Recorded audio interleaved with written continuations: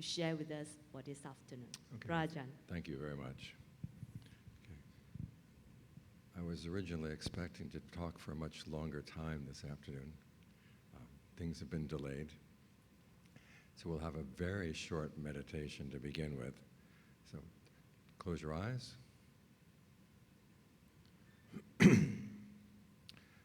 And think thoughts of goodwill or metta. Goodwill is a wish for happiness. Your happiness, the happiness of others. And particularly true happiness, which is a happiness that comes from developing qualities within the mind. Which means that your true happiness doesn't have to conflict with anyone else's. So this can be a universal attitude.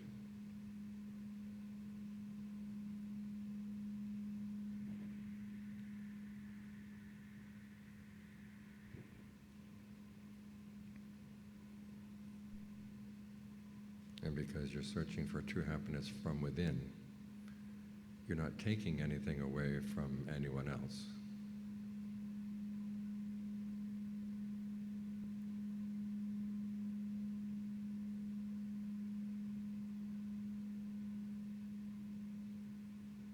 So when you extend goodwill to yourself, when you wish for your own happiness,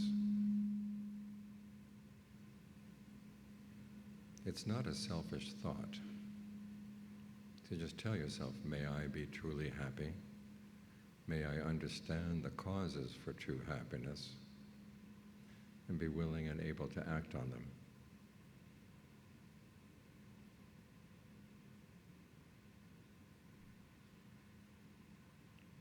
And then extend the same thought to others. Start with people who are close to your heart, your family, your very close friends. May they find true happiness too.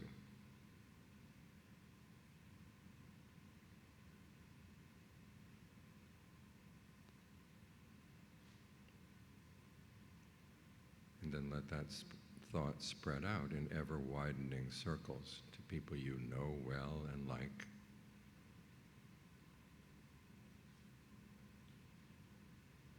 To people you like, even though you don't know them so well.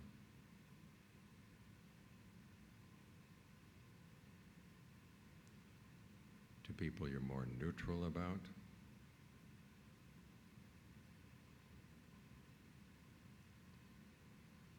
And to people you don't like. Remember, the world would be a much better place if everyone could find true happiness within.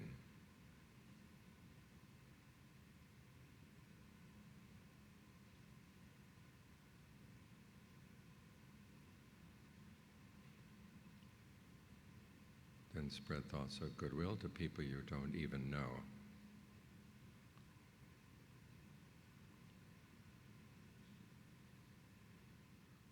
And not just people, living beings of all kinds, in all directions. May we all find true happiness in our hearts.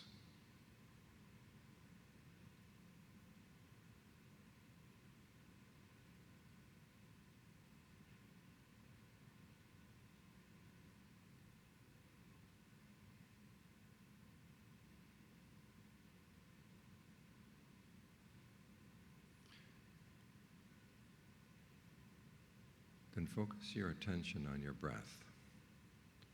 Take a couple of good, long, deep in and out breaths. Notice where you feel the breathing in the body. Because when we speak of the breath, it's not so much the air coming in and out through the nose. It's the movement of energy in the body that allows the air to come in and go out. And you might feel that in any part of the body at all.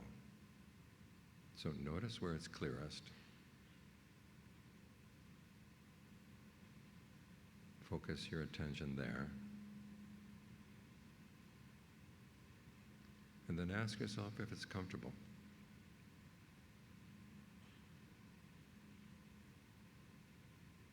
If long breathing does feel comfortable, you keep it up. If it doesn't feel comfortable, you can change. Try shorter breathing, more shallow, faster, slower, heavier, lighter. Experiment for a while to see what rhythm and texture of breathing feels best for the body right now.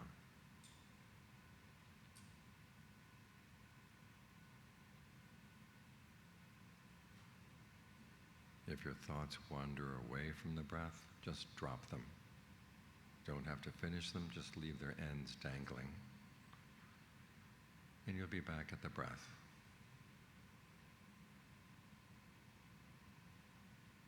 You wander off 10 times, 100 times, just keep coming back 10 times, 100 times.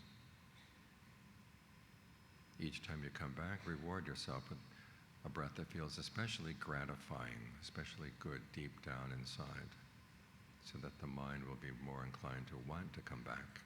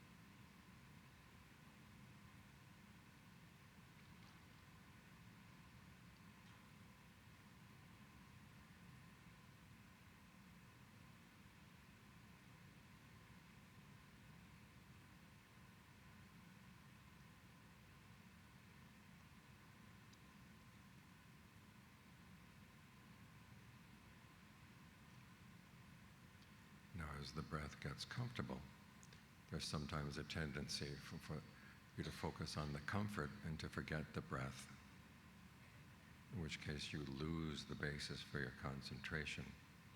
So to prevent that, the next step is to be aware of the whole body as you breathe in, the whole body as you breathe out.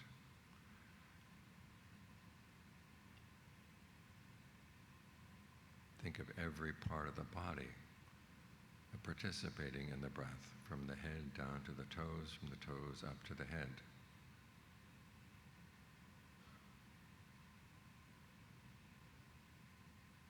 Try to be as fully aware of your body as you can. And think of the breath penetrating throughout.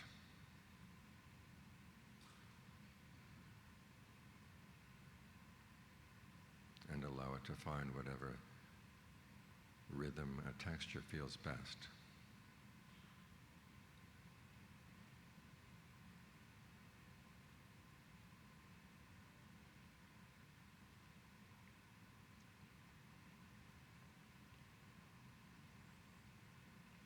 Now, if you find that focusing on the whole body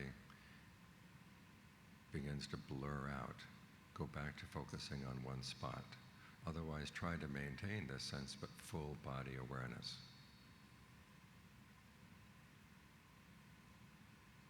With the breath saturating the body, with a sense of well-being saturating the body.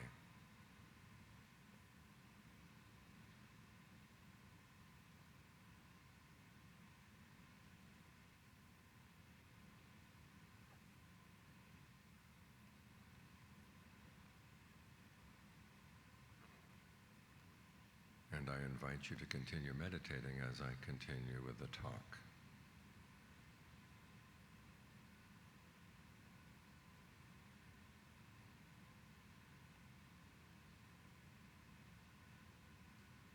We live in a world where there's lots of reason for fear, lots of reason for anxiety.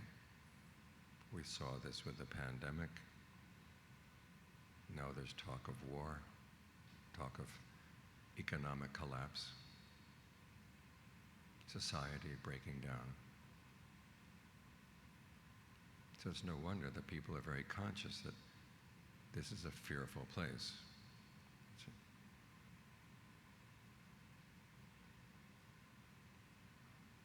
And to understand what the Buddha's teachings have to offer on how to deal with fear and anxiety.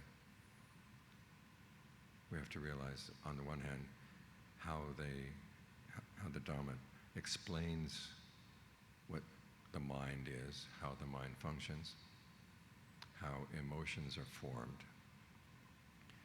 Also, what potentials we have in our own minds to overcome unskillful emotions.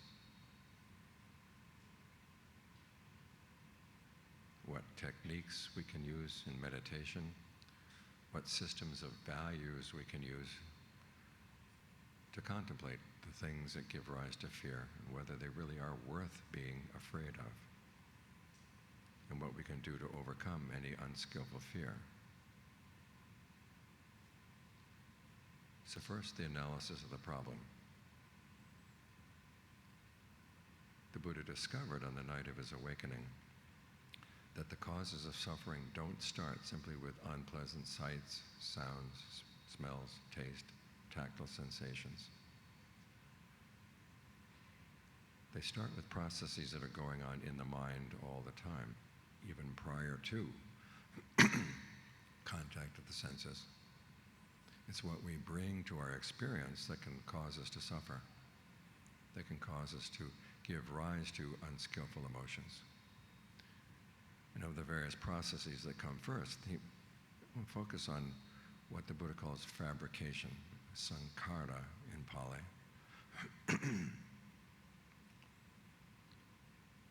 And there are three kinds. There's bodily fabrication, there's verbal fabrication, mental fabrication. And these fabrications exist on two levels. In the immediate level, right here in the present moment, your bodily fabrication is how you breathe. Verbal fabrication is how you talk to yourself. The Buddha's technical terms are directed thought and evaluation. Like right now, you're directing your thinking to the breath, and you're evaluating how the breath feels. If it's too long, you can make it shorter. If it's too short, you can make it longer. And then there's mental fabrication, which is perceptions and feelings. The perceptions are the labels you place on things, how you identify what's happening. And feelings, of course, are feelings of pleasure, pain, neither pleasure nor pain. So right now we're using these three kinds of fabrication to get the mind into concentration. But it's not only when we're getting the mind into concentration that these things function. They function all the time. As we go through the day, the way we experience the world around us is going to be colored by how we breathe, how we talk to ourselves, and the perceptions we hold in mind, the feelings we focus on. The emotions that we develop also come from these fabrications. So when you feel anger, when you feel fear, they're created out of these types of fabrication. But these fabrications don't exist only in the present moment. They also have an impact that goes further. Because the other meaning of bodily fabrication is basically bodily actions that lead to results in the next lifetime. Verbal fabrication, the way you talk, is your karma that leads to results in the next lifetime. Mental fabrication, the thoughts that you focus on, can have consequences that lead to results in the next lifetime. So the lesson we learn here is that the mind is very powerful. And as the Buddha points out, we don't know how to use this power, which is why we end up creating a lot of suffering for ourselves. We can create a lot of unskillful emotions that have an impact now and long into the future. So what he's offering is a way to, instead of doing these processes of fabrication in ignorance, which is what leads to suffering, we learn how to do it with knowledge. So we can be clear about what's happening, what we're doing, what's skillful and what's not skillful.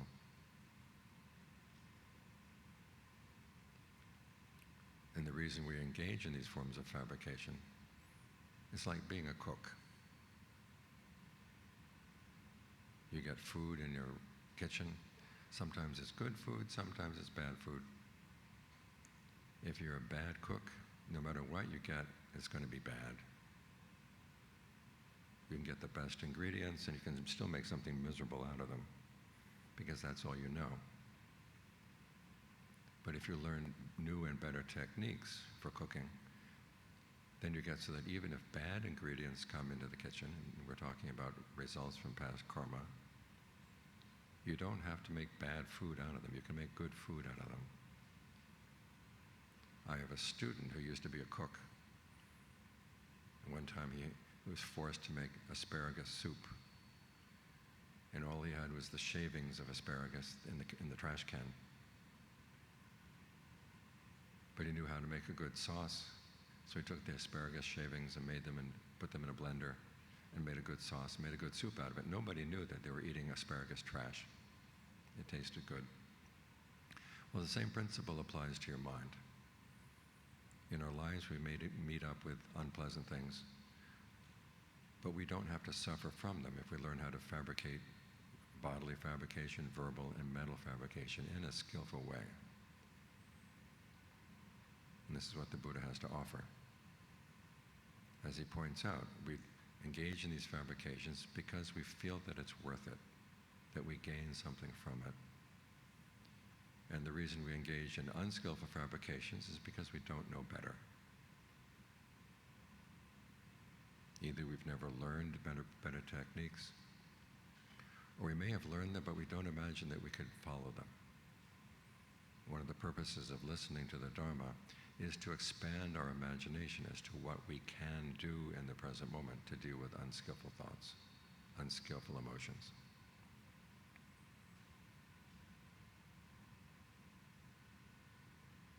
And so this is what we want to talk about today, is what the Buddha has to offer in terms of the techniques and the values as to what is worth fabricating, what is not worth fabricating. In terms of the techniques, later on, John King will be leading you in some meditation to give you some ideas of how to deal with your breath, how to deal with your thoughts in meditation, so you can learn to apply these skills not only when you're sitting here with your eyes closed, but also as you go through the day. But the Buddha doesn't teach just techniques, he teaches a system of values. And the values have to do with this fact that the mind is powerful. We can shape our reality. We can shape our experience. Even if bad ingredients come into the kitchen, we can still make something good out of them. So with the issue of fear and anxiety, the difference between fear and anxiety is that with fear, you know what you're afraid of. With anxiety, it's not quite so articulated. There's a sense that things are not right, things are dangerous, but you don't quite know what it is that's bothering you. And so this is one of the first issues that you have to face when you're suffering from anxiety is, well, precisely what is it? Because this is one of the mind's tendencies, is it's afraid to focus on its fears. For fear that if I think about something, it's actually going to happen. So I'd be better off not to think about the things I'm afraid of. Well, that just pushes them underground where you can't understand them. So the first order of business is to get really clear about what are you afraid of. Of course, the number one thing we're afraid of is death. We're afraid of dying. And we have there are 4 reasons why people are afraid of death. Or fear that they're going to lose their body, fear that they're going to lose the pleasures they've had here in the human realm. Third is if they know they've done something unskillful in the past, there may be punishment waiting for them after death. And the 4th fear is basically just not knowing what's going to happen after death. They haven't seen the true Dharma, they haven't realized that there is a deathless dimension to the mind that doesn't die, even when the body dies. So part of our practice, part of the practice that the Buddha has to offer, is to teach you how to begin to overcome those fears in terms of fear of losing the body, fear of losing sensual pleasures. The Buddha says, you learn how to develop concentration. Concentration provides a sense of pleasure, a sense of well-being that doesn't have to do with sensual pleasures at all. And in the beginning, of course, you are focused on the body, but as the meditation develops, you find that there's a dimension in the mind that is not connected to the body, and the mind can still survive without the body. So you develop the skill of concentration to overcome those two fears. The fear of getting punished for the bad things you've done in the past. This is why the Buddha teaches virtue, following the precepts. As he said, if you realize that you've harmed somebody in the past, 1, you recognize that it was a mistake. 2, you resolve not to repeat the mistake. And then 3, you develop thoughts of goodwill for all beings. Goodwill for yourself so that you don't continue berating yourself for your past mistake. Goodwill for others so that you remind yourself, I don't want to harm anybody. There's nobody out there that I would benefit if they suffered, so why would I want to harm anyone?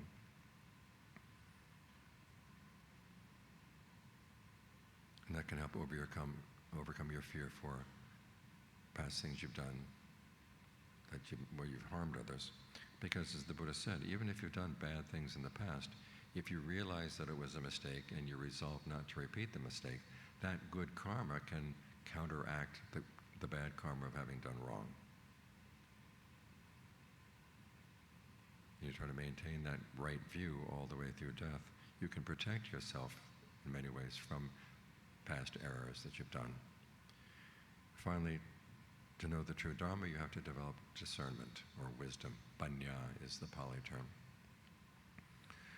The wisdom learns to see what in the mind is fabricated, what you are doing to fabricate your experience, both on a day-to-day level and in concentration. And what happens as you get more and more refined in your powers of fabrication. Until finally you find something that is not fabricated, that can be touched by the mind. So that's how the Buddha deals with the most important fear that we have, which is fear of dying.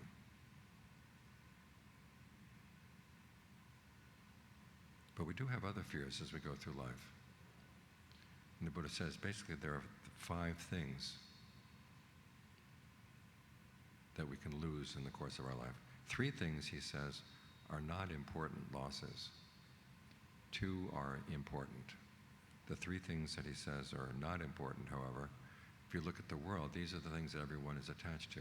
Fear of losing your wealth, fear of losing your health, fear of losing your relatives. Now, for most people, those are the big issues in life. Those are the big fears. If your wealth goes, what are you going to do? If your health deteriorates, who's going to look after you? If you lose your relatives, who's going to look after you? How are you going to find emotional satisfaction in life? But as the Buddha points out, you lose those things, you're going to be losing them anyhow. We're born into this world. It's a very impermanent world. And so if you spend your time being afraid of losing these things, you can end up doing a lot of unskillful things. Because those other 2 fears that the Buddha says, those 2 kinds of loss that he says really are important, are loss of your virtue, loss of your right view. Loss of your virtue would be breaking the precepts. Loss of right view is basically thinking that my actions are not the cause of what I'm experiencing. I can blame my suffering on somebody else. I can blame my pain on someone else. My happiness depends on someone else. That kind of wrong view can lead you to do a lot of bad things. So basically what it comes down to is there are certain things that really are worth fearing. Fear of losing your wealth, fear of losing your virtue, fear of losing your right view. Those kinds of fear are skillful. Fear of losing your wealth, health, and relatives, you have to talk to yourself to realize if my happiness depends on those things, it's going to be destroyed at some point anyhow. doesn't just say, well, forget about them, don't worry about them at all. He does give advice on how to maintain your wealth, maintain your health, and to be with your relatives as long as possible. But it's the way he recommends this is not the way the world recommends. The world recommends you maintain your wealth by getting guards, by putting up walls, fighting other people who might come and try to steal your wealth from you. But the Buddha says you maintain your wealth by being generous.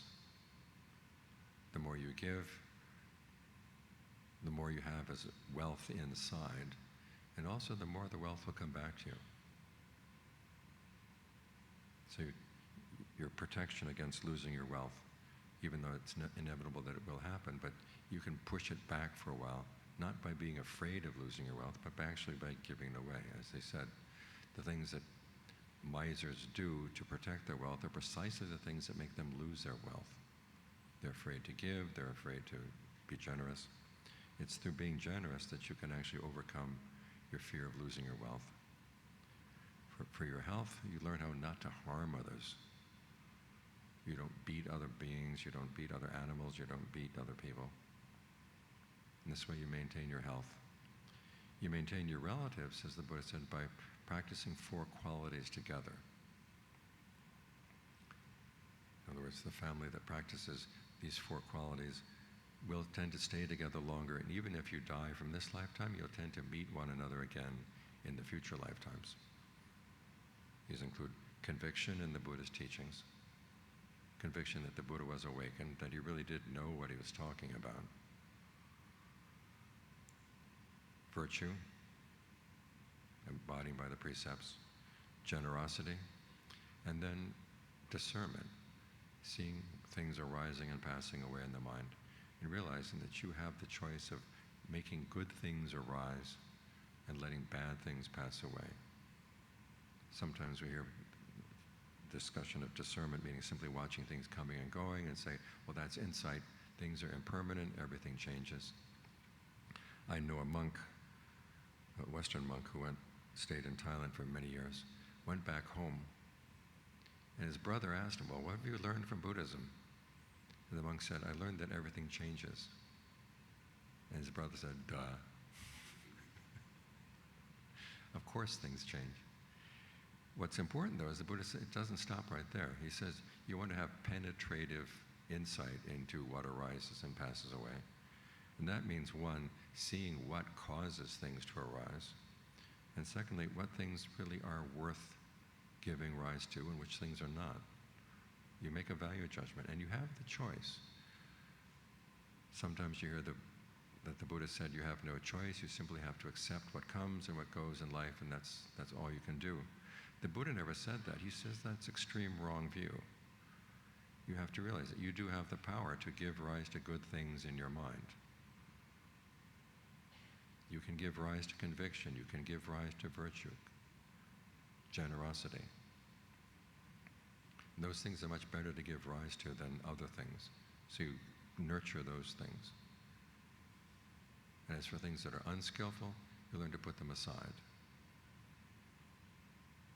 So this is the Buddha's set of qualities. He said, if you develop these qualities together as a family, the family will stay together. Even if death separates you for a while, you come back together again. So the Buddha's not saying don't care about wealth or health or your family, but learn how to look after them in a skillful way.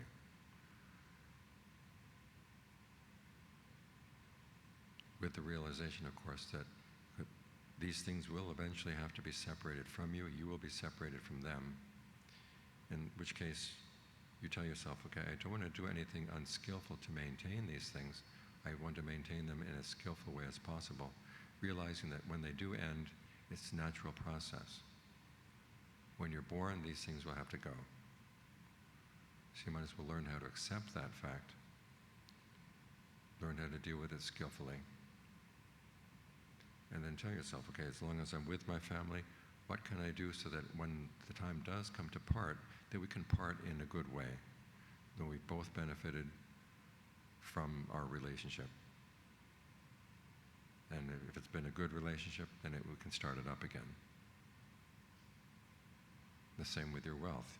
When you gain wealth, if you're simply trying to find happiness by holding on to the wealth or taking it for yourself, you use it up and then there's nothing left.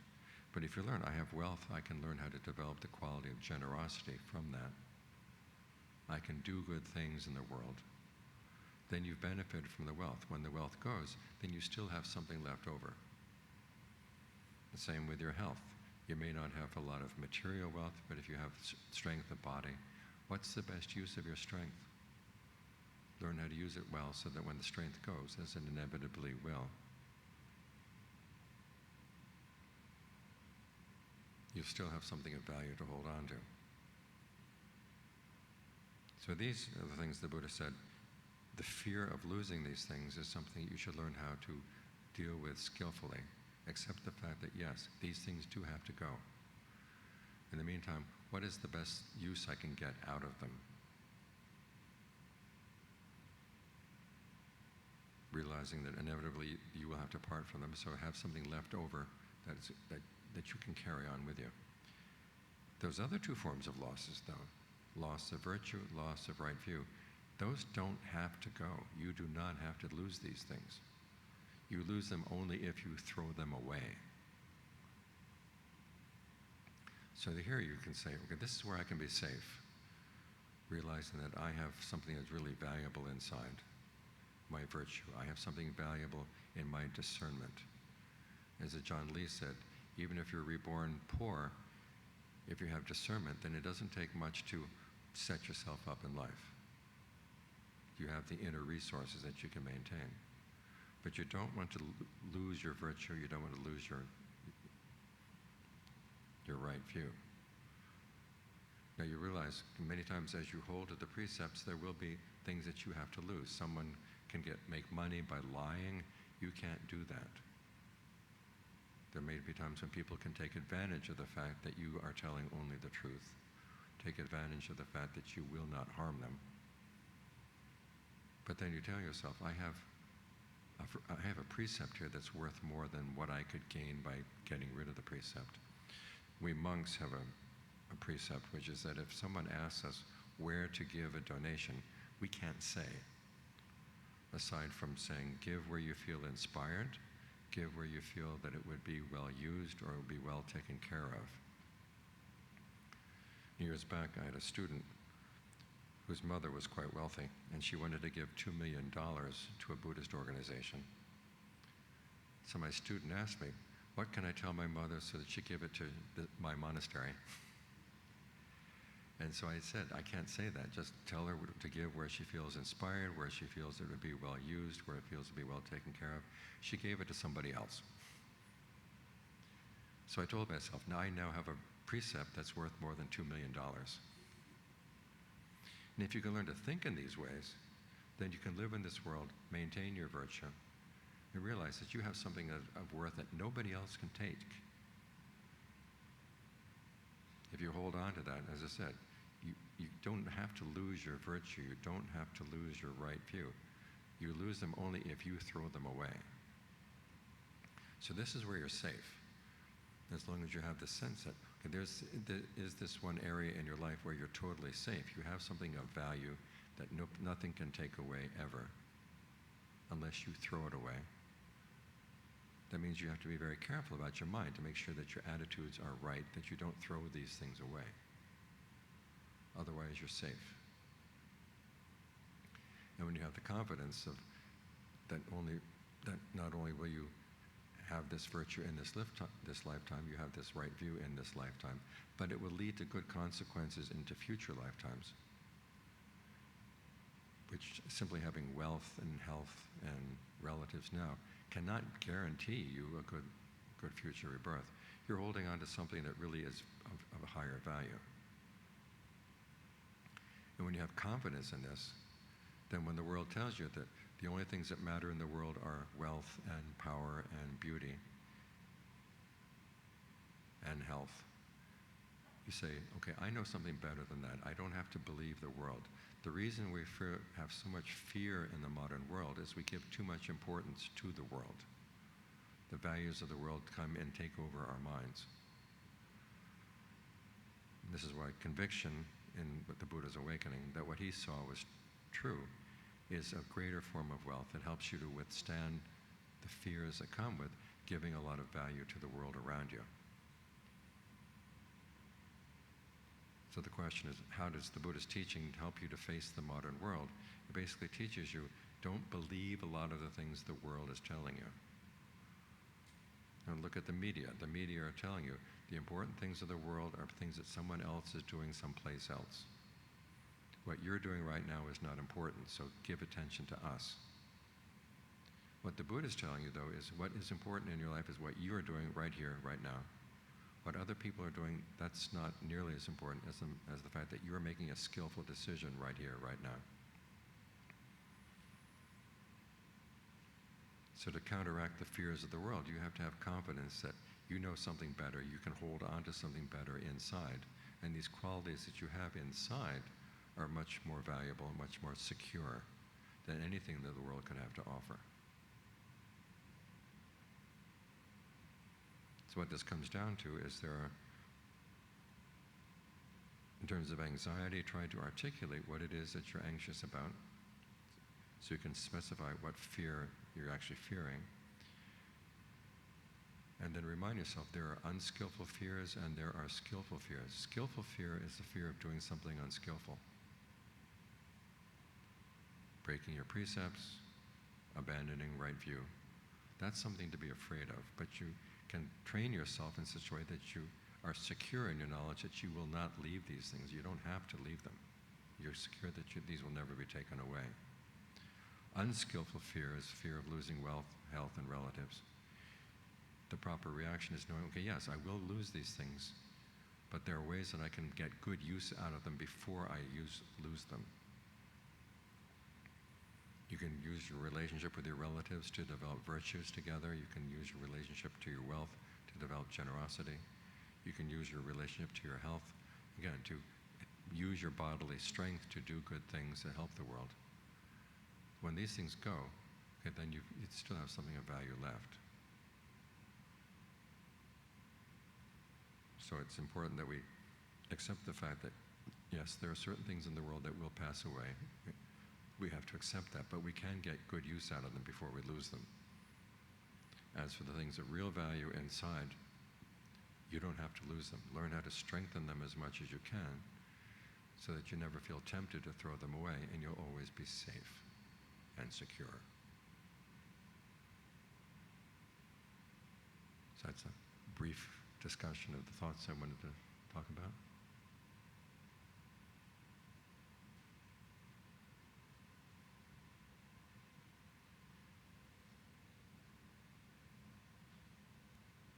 Thank you, Phra Ajaan, for your sharing.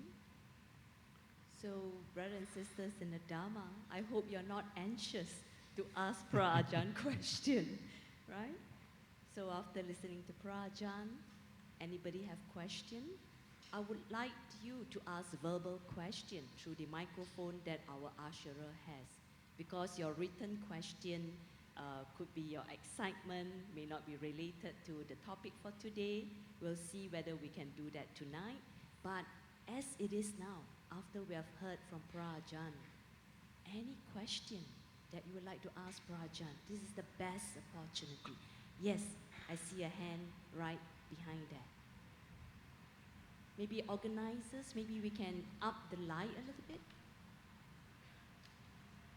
so that we can see each other.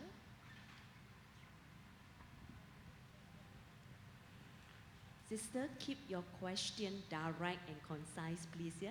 Thank you. Thank you for the insightful teaching. My question is this. We talk about fabrication of the mind, the body, and the verbal. In a situation where we encounter stressful situation that requires immediate actions, is there a way that we can learn to switch from being unskillful to more skillful fabrications? Okay, this is where it's good to think about the possible situations that you might be facing and to have some ready-made answers to to remind yourself of what's important, what's not important. For example, with the precepts, the Buddha keeps the precepts really short. They're not complicated, there are not a lot of excuses where you would say yes or no. Just don't do this, don't do that, don't do this, because it's easy to remember. Years back, I was in Alaska, and they had a series of billboards throughout the state, which they called bear awareness. You know, we talk about bear awareness, B-A-R-E. Theirs is B-E-A-R. And it was a series of very simple do's and don'ts. You see a bear, don't run. Now, of course, when you see a bear, your immediate reaction is, I want to run. Yeah. But you've learned ahead of time, okay, you see a bear, you don't run. Because if you run away, the bear will think, here's someone I can catch and eat. And the list goes down. Don't do this, don't do that, don't do this, don't do that. And they kept it very short. So try to keep a couple of good short ways of thinking in mind. Thank you. Sort of to cut down your defilements. The problem with the bears, though, let me finish the analogy. They get down to the end where you say, suppose a bear is attacked you. It says, lie down and play dead. And then the next question is, what do you do if the bear starts eating you? And this is where they say you have to be very mindful and alert. Because the bear can either be eating you out of curiosity, just to see if you really are dead, in which case he'll take 1 bite, 2 bites, and then go away. And then the other alternative is the bear could be eating you out of hunger, in which he's not going to stop. And so while you're lying there being eaten by the bear, you have to be alert to figure out what are the signs of a bear being hungry and what are the signs of the bear being curious. And if the bear is hungry, then they say fight for your life. If the bear is just curious, allow it to take a bite or two, it'll leave you alone. So there's some things where even with do's and don'ts, you have to be very alert and to think quickly. Thank you. For asking that question. Any other question?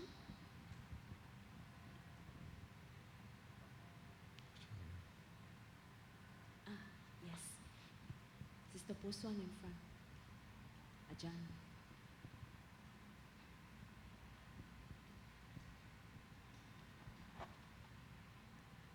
Thank you, Ajaan, again for your talk. Fears and anxieties about the decline of the Dhamma. A meditation center master, he said, it's declining, it's declining. I don't know whether he just meant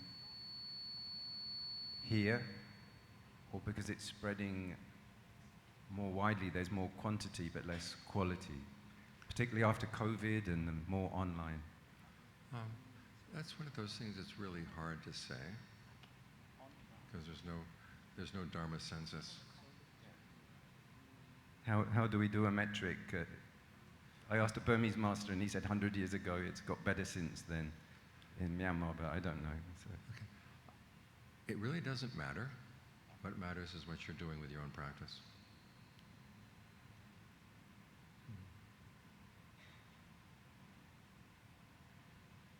Thank you.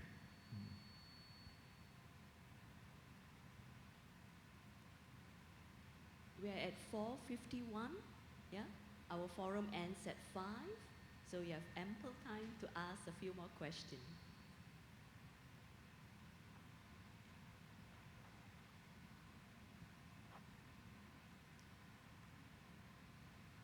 Ajaan, what do you do if you fear that you're losing your virtue and your Dhamma, and that fear is blocking you from picking up your Dhamma and your virtue again? Okay, you have to give yourself a good talking to. Say that if I don't get more serious about the practice, there are going to be problems. This is why I said there are some things that really are worth fearing. And you don't just sit there and fear. You say, okay, what can I do to ensure that I can practice? So the first thing you do is you get up and you meditate. And if you find that you're getting lazy, okay, I have to meditate more. And basically do battle with whatever defilement is getting in the way of the practice. If you feel that you find that your precepts are slipping, it's good to remind yourself, okay, we live in a world where there were Ajaans who fought really hard to revive the Vinaya, revive the practice of the precepts. It would be a real shame to let that go.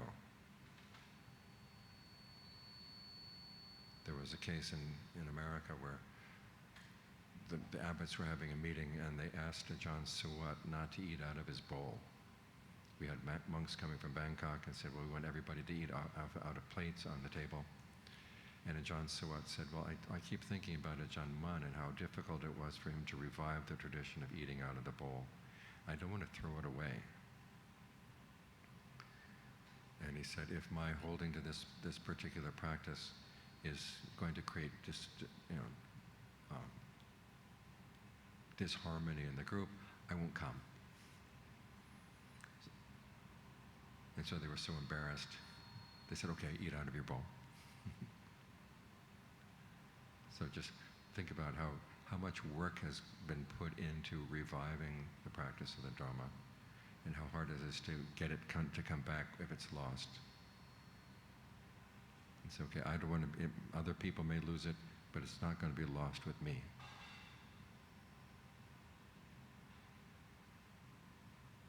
That's how you deal with it. Thank you, Ajahn.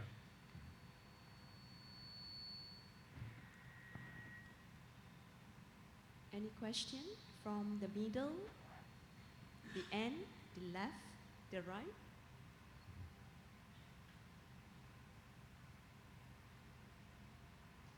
Or perhaps, you are shy, and please feel free to write your question, which is directed exactly for the forum sharing, and pass to me, over dinner time, and tonight we will try our best to address it, You said you had some questions prepared? Yes, Ajahn. As I was listening to Ajahn, it's really a tall order for us to actually practice virtue, concentration, and discernment. So for lay people like us, and of course, we bring it to ourselves to be super busy. So which of these three should we put the utmost important to start practicing first? Well, you start with virtue, because that's in holding to the precepts that you find you're going to be running up against your defilements. You're going to be running against pressure from the rest of the world. And people will keep coming up with reasons to get you to break the precepts. And if you can't hold that line and be honest with yourself about your motivations for your actions, then it's going to be difficult for your concentration and your discernment to be honest as well. And so here again, it's, as I said earlier, you have some answers prepared. If someone says, have a drink, and you say, no, I can't drink, I say, oh, come on, be a good friend. Come on, be friendly with the rest of us. Everybody else is drinking a little bit. We feel uncomfortable if you're not drunk. You can tell them, my doctor says not to drink. And you don't have to tell them who your doctor is or what illness you're treating, but have some answers prepared. And in this case, the Buddha traditionally was a doctor. He's the doctor for the illnesses of the mind. And that's the illness that you're trying to cure. So have some quick answers. There will be people who want information out of you when you feel that they would misuse the information. And so you have to be prepared to say, I'm not in a position to say, I'm not in a position to answer that question. And as to why that is, what kind of position that is, you don't have to explain, but I'm just not in a position to answer that. Or you can pretend that you didn't hear the question.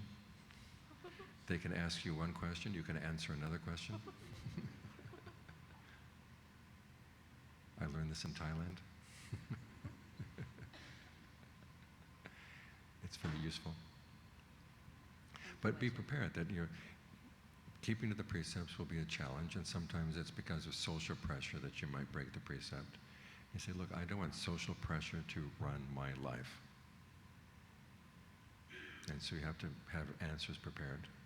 Of course, the other problem is your own defilements, your own desire to make a little bit more money by lying or breaking the precepts in other ways.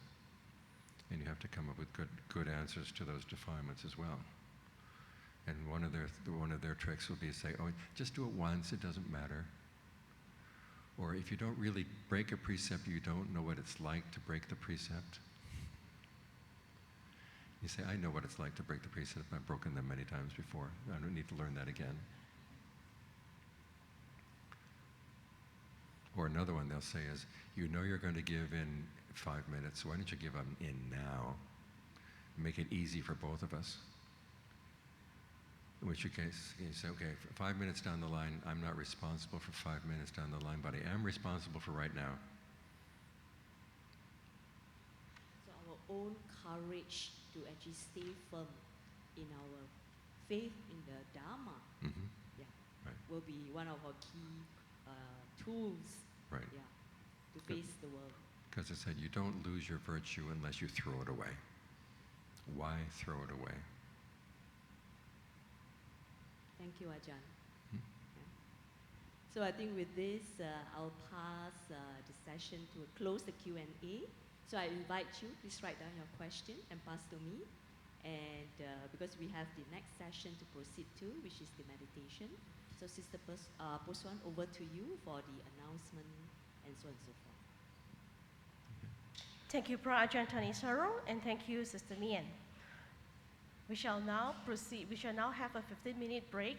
Those of you who would like to go for your break, you may do so now.